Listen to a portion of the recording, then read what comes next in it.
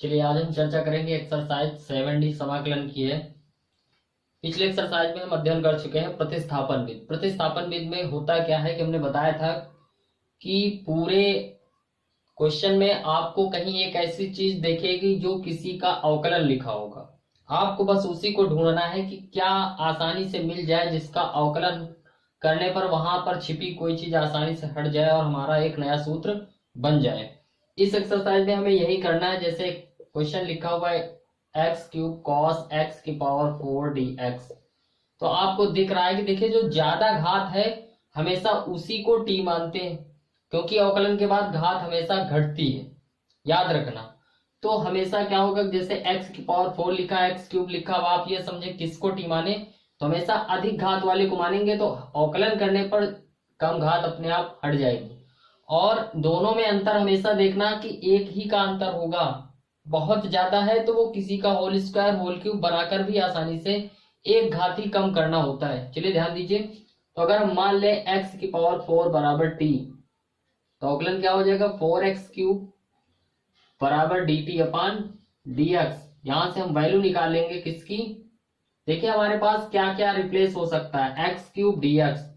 तो हम x cube D x एक तरफ कर लें और ये 4 उधर भेज दें तो डी टी बाई 4। अब नया क्वेश्चन हमारा क्या बन जाएगा, इंट्रीकेशन। देखिए ये बदल गया पूरा डी टी में कॉस, और ये x की पावर 4 को मान लिया t, तो नया सवाल बन गया cos t dt। cos t का समाकलन आपको पता है sin t। और यहां ध्यान दीजिए जो dx रिप्लेस किया गया था x cube dx, x cube dx का मान था dt बाई 4, तो 1/4 बाहर आ जाएगा।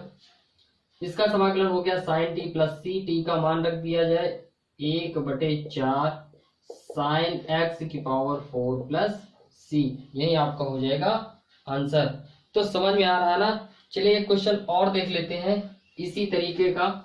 तो आपको करना क्या है कि पूरे क्वेश्चन में आपको हमेशा बड़ी घात टारगेट करना है, कि जिसका कहीं ना कहीं अवकलन आपको उसी क्वेश्चन में दिख जाएगा।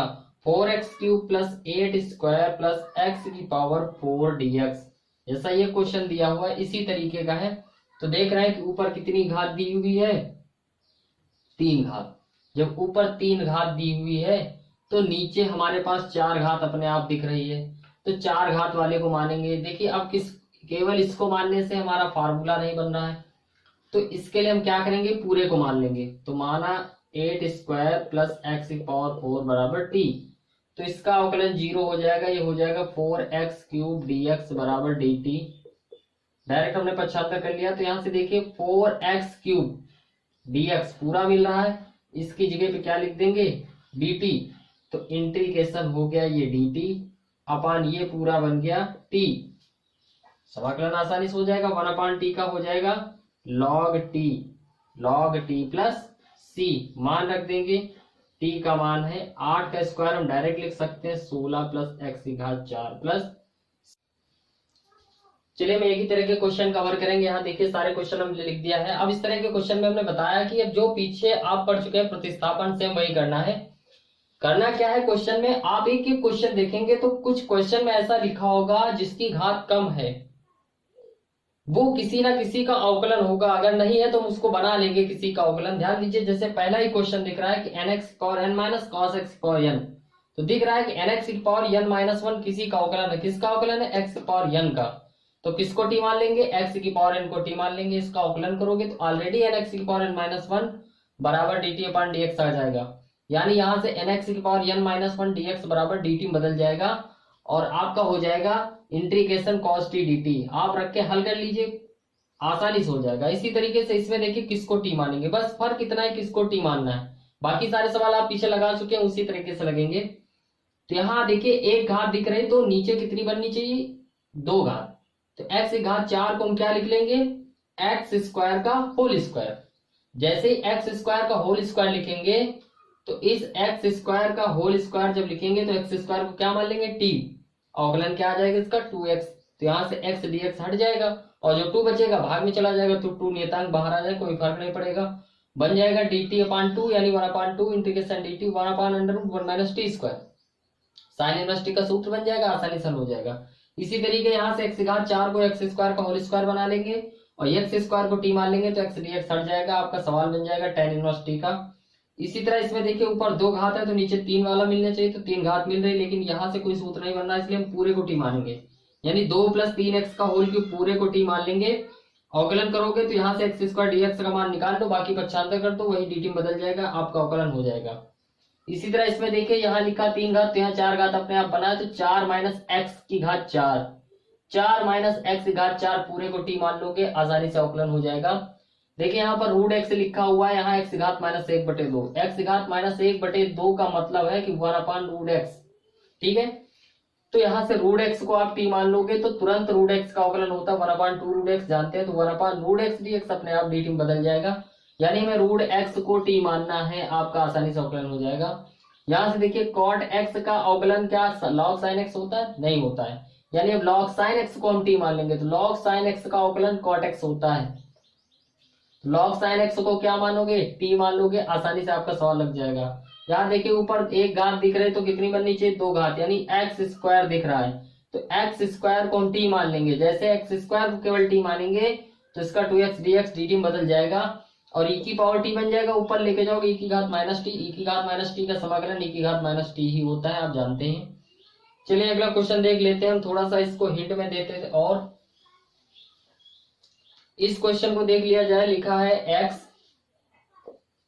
यहाँ जो cos क्यूब एक्स स्क्वायर लिखा है इसको लिख देते हैं cos x स्क्वायर का होल क्यूब, वही लिखा हुआ है, into sin x square dx। अब ध्यान दीजिए यहाँ से, तो पता है कि sin x स्क्वायर का अवकलन ये नहीं हो सकता है, लेकिन cos x स्क्वायर तो हम किसको मानेंगे, cos x स्क्वायर को t मानेंगे।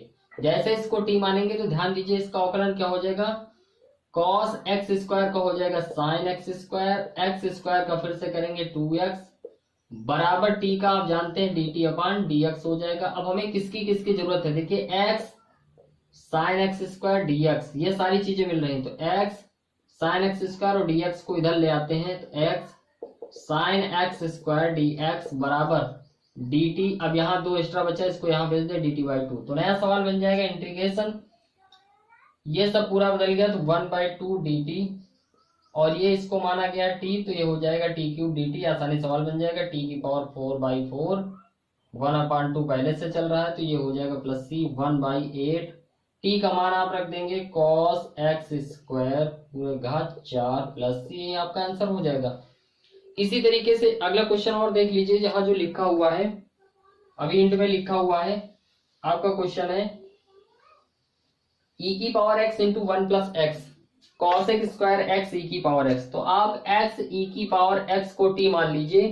x e की पावर x का जब आप गुणन विधि से अवकलन करेंगे फर्स्ट इंटू सेकेंड लगाकर, तो इसमें e की पावर x बाद में कॉमन ले लोगे तो यही बनेगा, यानी ये पूरा dx dt में बदल जाएगा, बन जाएगा cos x square t dt, और cos x स्क्वायर t का समाकलन होता है माइनस का cot t, तो माइनस का cot x e की पावर x प्लस c आपका आंसर हो जाएगा। चलिए अगला क्वेश्चन देखते हैं। अगला क्वेश्चन लिखा हुआ है इंटीग्रेशन 1/x log x की पावर होल m dx, ये भी उसी तरह का सिंपल क्वेश्चन है। क्या करेंगे, यहाँ से देखिए 1/x लिखा, तो 1/x आप जानते हैं किसका अवकलन, log x का, तो log x को क्या मान लेंगे t, जैसे log x को t मानेंगे तो माना log x बराबर t, अवकलन हो जाएगा 1/x dx बराबर dt। देखिए 1/x dx पूरा दिख रहा है, इसकी जगह क्या लिख देंगे dt, और ये हो जाएगा नीचे log x को माना गया t की पावर m, t की पावर m ऊपर लेके चले जाएंगे, t की पावर -m हो जाएगा, और इसी का हम क्या कर देंगे, समाकलन कर देंगे, समाकलन हो जाएगा x की पावर n से, तो t की पावर -m+1 अपान माइनस का m+1 वैल्यू रख देंगे t की, तो ये हो जाएगा, उसको 1 - m भी लिख सकते हैं, तो 1/1 - m, t की वैल्यू हो जाएगी log x की पावर 1 - m भी लिख सकते हैं, प्लस c, यही आपका आंसर हो जाएगा। चलिए आप अगला क्वेश्चन देखते हैं। आप जो सवाल बचे हैं 3 मुख्य सवाल हैं आपके, इनमें से आपको डिटेल से ध्यान देना होगा। एक नया टाइप्स का क्वेश्चन है, इंटीग्रेशन लिखा हुआ है dx/x की पावर 1/2 प्लस x की पावर 1/3 dx। देखिए जब इस तरह के क्वेश्चन है तो यहाँ पर ना ही किसी का अवकलन बन रहा है, ना ही कुछ, और घाते भी सम नहीं है। जब इस तरह से भिन्न भिन्न सवाल दिए जाए, कोई घाते दी जाए इस तरीके से, तो करेंगे क्या, इन दोनों का लघुत्तम ले लेंगे, तो 3 दूनी 6, यानी हम कोई एक 6 घात पर मानक मानेंगे, तो माना x बराबर t की पावर 6, इसका अवकलन कर लिया जाए, एक t के सापेक्ष करेंगे तो ये हो जाएगा 6t की पावर 5 और t का हो जाएगा dt अपान dx। तो यहां से हम वैल्यू निकालेंगे dx बराबर 6t की पावर 5 dt, रिप्लेस कर देंगे, नया सवाल बनेगा। इंटीग्रेशन dx को हटाकर हम क्या लिख रहे हैं, इसकी जगह पर 6t की पावर 5 dt अपान x का मान है हमारा t की पावर 6, तो t की power 6 whole power 1/2 plus t की पावर 6, x का मान रख रहे हैं t की पावर 6 और होल पावर 1/3, यहाँ इसको कैंसिल आउट कर लेते हैं, तो हमारा मिल जाएगा नया क्वेश्चन 6t की पावर 5 अपान t cube plus T square dt। यहां से ध्यान दीजिए, नीचे देख रहे हैं कि टी स्क्वायर आपको क्या मिल जाएगा, कॉमन मिल जाएगा, तो इंटीग्रेशन 6t की पावर 5 अपान यहाँ हो जाएगा टी स्क्वायर कॉमन कर लें तो 1t प्लस 1, यहाँ से कैंसिल आउट कर लेते हैं, पावर बचेगी 3 dt, इंटीग्रेशन 6 बाहर कर लें t क्यूब dt अपान t प्लस 1। ध्यान से देखते हैं, यहाँ टी क्यूब अपान टी प्लस 1 मिल गया। अब हमें से किसी तरीके से टी प्लस 1 बटे से हटाना है, तो हटाने के लिए हम क्या करेंगे, ऊपर एक जोड़ देंगे, घटा देंगे, t cube minus 1 plus 1 integration upon t plus 1 लिखा हुआ है। अब देखिए हम इन दोनों पदों को अलग अलग कर लें, पहला पद बटे लघुत्तम तो टी क्यूब माइनस 1 बटे टी प्लस 1 प्लस दूसरा पद बटे लघुत्तम यानी टी बटे टी प्लस 1, तो दो पद हमने अलग अलग कर लिए दोनों को।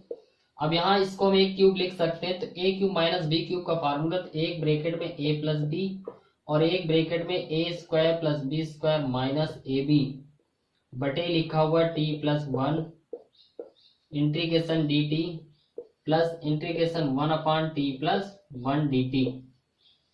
यहाँ से टी प्लस 1 कैंसिल आउट हो गया। अब ये हमारे तीन पद हैं, पिछली एक्सरसाइज की तरह सभी का अलग अलग कर लेंगे, तो integration T square D t plus integration 1 dt plus minus हो जाएगा integration T D t plus integration 1 upon t plus 1 dt।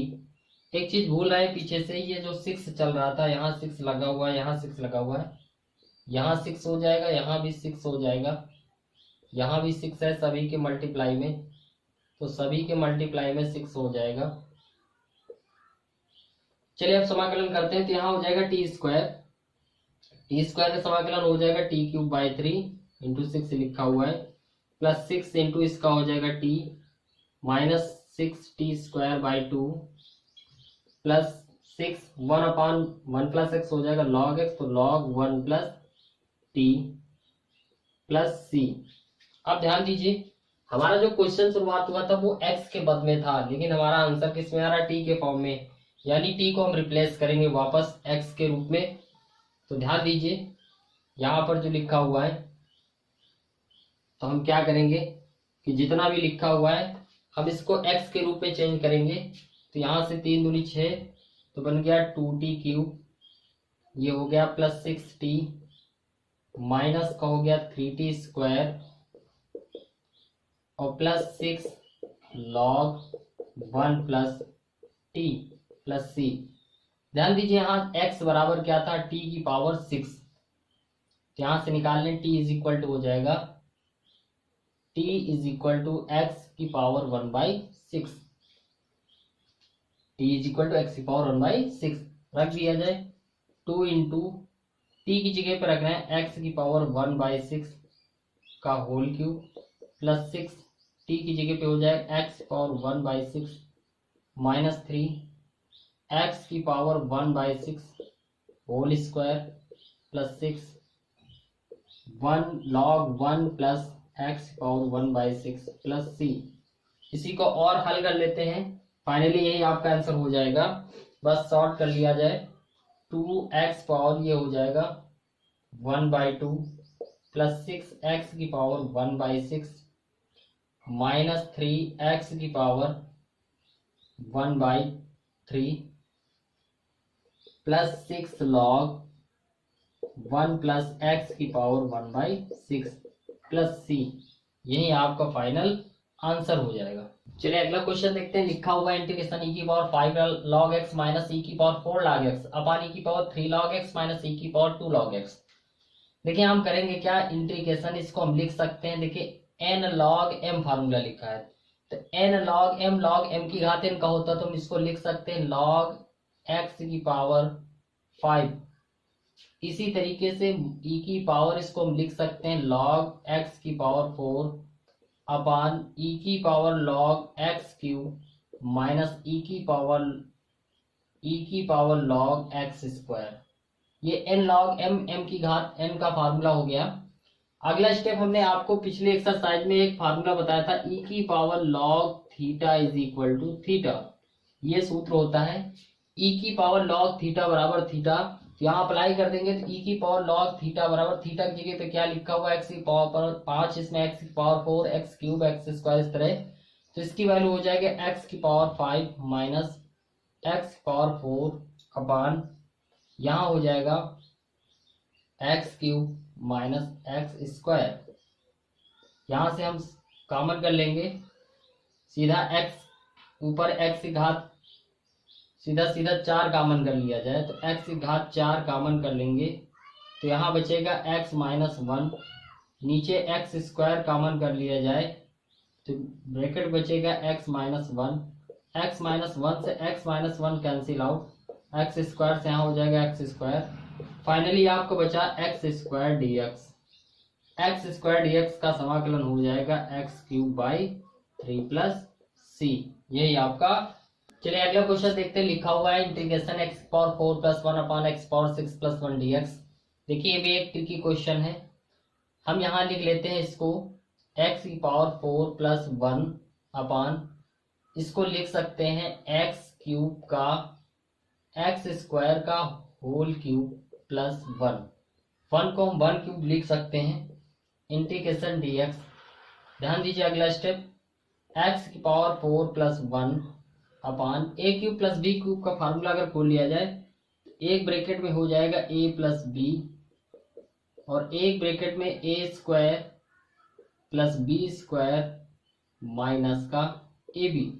ध्यान दीजिए यहाँ पर आ रहा है x की power 4 plus 1 minus x square और हमारे पास ऊपर केवल x की पावर 4 प्लस 1 है, यानी x स्क्वायर की जरूरत है तो हम क्या करेंगे, x स्क्वायर घटा देंगे और x स्क्वायर जोड़ देंगे।